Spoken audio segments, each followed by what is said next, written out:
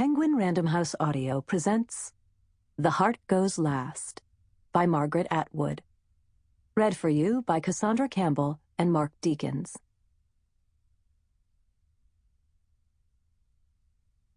With wonderful craftsmanship, he sculpted a gleaming white ivory statue.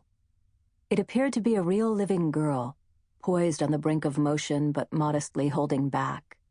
So artfully did his artistry conceal itself. He kissed her, convinced himself that she kissed him back, spoke to her, embraced her. Ovid, Pygmalion and Galatea, Book 10, Metamorphoses. When it gets down to it, these things just don't feel right. They're made of a rubbery material that feels absolutely nothing like anything resembling a human body part. They try to make up for that by instructing you to soak them in warm water first, and then using a shitload of lube. Adam Frucci, I Had Sex with Furniture. Gizmodo, 10/17/09. Lovers and madmen have such seething brains, such shaping fantasies that apprehend more than cool reason ever comprehends. William Shakespeare, A Midsummer Night's Dream. Part 1. Where? Cramped. Sleeping in the car is cramped. Being a third-hand Honda, it's no palace to begin with. If it was a van, they'd have more room, but fat chance of affording one of those, even back when they thought they had money. Stan says they're lucky to have any kind of a car at all, which is true, but their luckiness doesn't make the car any bigger. Charmaine feels that Stan ought to sleep in the back because he needs more space. It would only be fair, he's larger, but he has to be in the front in order to drive them away fast in an emergency. He doesn't trust Charmaine's ability to function under those circumstances. He says she'd be too busy screaming to drive. So Charmaine can have the more spacious back. Though even so, she has to curl up like a snail because she can't exactly stretch out. They keep the windows mostly closed because of the mosquitoes and the gangs and the solitary vandals. The solitaries don't usually have guns or knives. If they have those kinds of weapons, you have to get out of there triple fast. But they're more likely to be batshit crazy. And a crazy person with a piece of metal or a rock or even a high-heeled shoe can do a lot of damage. They'll think you're a demon or the undead or a vampire whore, and no kind of reasonable thing you might do to calm them down will cancel out that opinion. The best thing with crazy people, Grandma Wynne used to say, the only thing, really, is to be somewhere else. With the windows shut except for a crack at the top, the air gets dead and supersaturated with their own smells. There aren't many places where they can grab a shower or wash their clothes, and that makes Stan irritable. It makes Charmaine irritable, too. But she tries her best to stamp on that feeling and look on the bright side, because what's the use of complaining? What's the use of anything? She often thinks. But what's the use of even thinking, what's the use?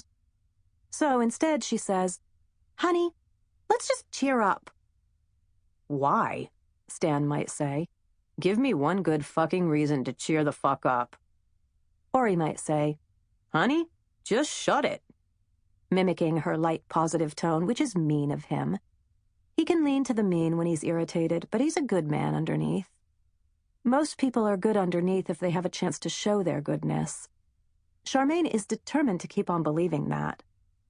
A shower is a help for the showing of the goodness in a person because, as Grandma Wynne was in the habit of saying, cleanliness is next to godliness and godliness means goodliness. That was among the other things she might say, such as, "Your mother didn't kill herself. That was just talk. Your daddy did the best he could, but he had a lot to put up with and it got too much. You should try hard to forget those other things because a man's not accountable when he's had too much to drink." And then she would say, "Let's make popcorn." And they would make the popcorn, and Grandma Wynne would say, "Don't look out the window, sugar pie. You don't want to see what they're doing out there. It isn't nice. They yell because they want to. It's self-expression. Sit here by me. It all worked out for the best because, look, here you are, and we're happy and safe now." That didn't last, though. The happiness, the safeness, the now. Where? Stan twists in the front seat, trying to get comfortable. Not much fucking chance of that. So what can he do? Where can they turn? There's no safe place. There are no instructions. It's like he's being blown by a vicious but mindless wind, aimlessly round and round in circles. No way out. He feels so lonely, and sometimes having Charmaine with him makes him feel lonelier.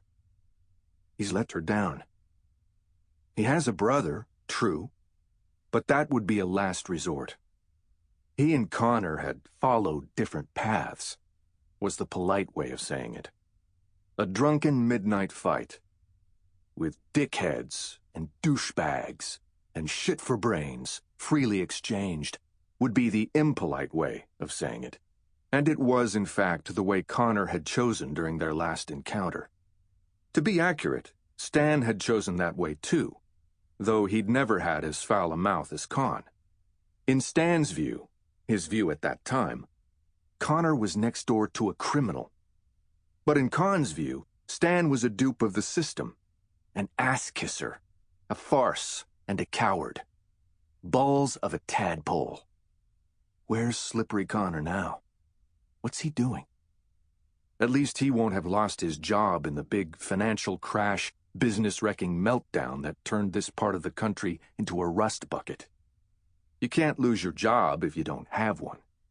Unlike Stan, he hasn't been expelled, cast out, condemned to a life of frantic, grit-in-the-eyes, rancid armpit wandering. Con always lived off what he could mooch or filch from others, ever since he was a kid.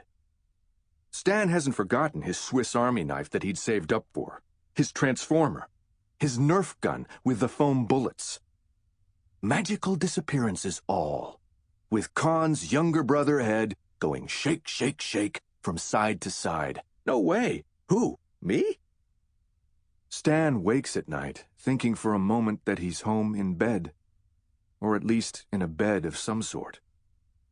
He reaches for Charmaine, but she isn't there beside him, and he finds himself inside the stinking car, needing a piss, but afraid to unlock the door because of the voices yammering toward him, and the footsteps crunching on gravel or thudding on asphalt, and maybe a fist thumping on the roof, and a scarred, partly toothed face grinning in the window. "Look at what we got! Cock fodder! Let's open her up! Give me the crowbar!" And then Charmaine's terrified little whisper, Stan, we need to go. We need to go right now." As if he couldn't figure that out for himself. He keeps the key in the ignition, always.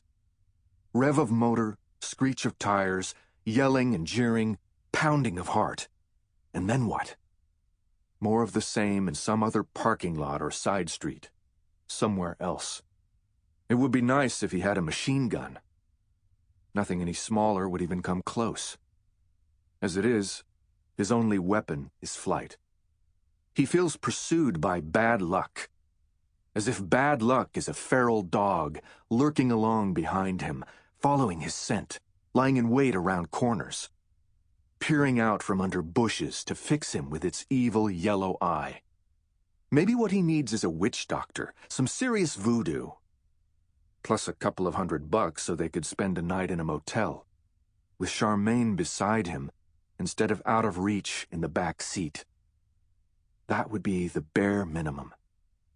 To wish for any more would be pushing it.